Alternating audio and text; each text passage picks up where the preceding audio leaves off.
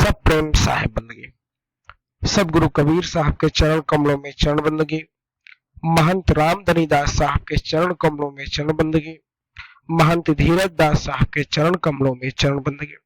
आप सभी श्रोता बंधुओं, भक्तमयी माताओं एवं बहनों, सभी को सब प्रेम साहेब बंदगी।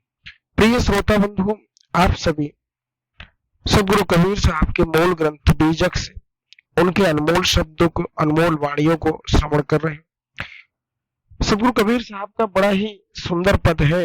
रमणी नंबर 37 में सदगुरु कबीर साहब कहते हैं, एक सयान सयान न होई, दूसर सयान न जाने कोई, तीसर सयान सयान ही खाई, चौथे सयान तहां ले जाई, पांचवें सयान जो जाने कोई, छठवें मां सब गैल बिगोई, सतवां सयान जो जानो भाई, लोक वेद मां देव दिखाई।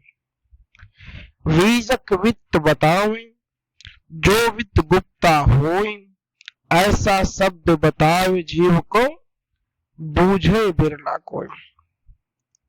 अब सदगुरु कबीर साहब कहते हैं कि मनुष्य केवल अतीत की कल्पनाओं में डूबकर एक ही तत्व की सत्ता मानना या उस संसार के कोई दूसरा कर्ता धरता है ऐसा मानना, केवल एक ही अनुमान ही सच्चा ज्ञान नहीं है। साहब कहते हैं कि एक ही अनुमान ही सच्चा ज्ञान नहीं है। साहब ने कहा है कि तीन स्वयं तीनों गुण हैं, अर्थात त्रिगुणात्मक। संसार को यह सब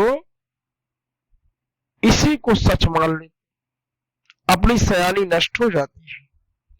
चौथा सयान चतुष्ट अंतःकरण या मन, बुद्धि, चित्त के पश्चात अहंकार है। जो अहंकार को उत्तम मानता है उसका पतन निश्चित है।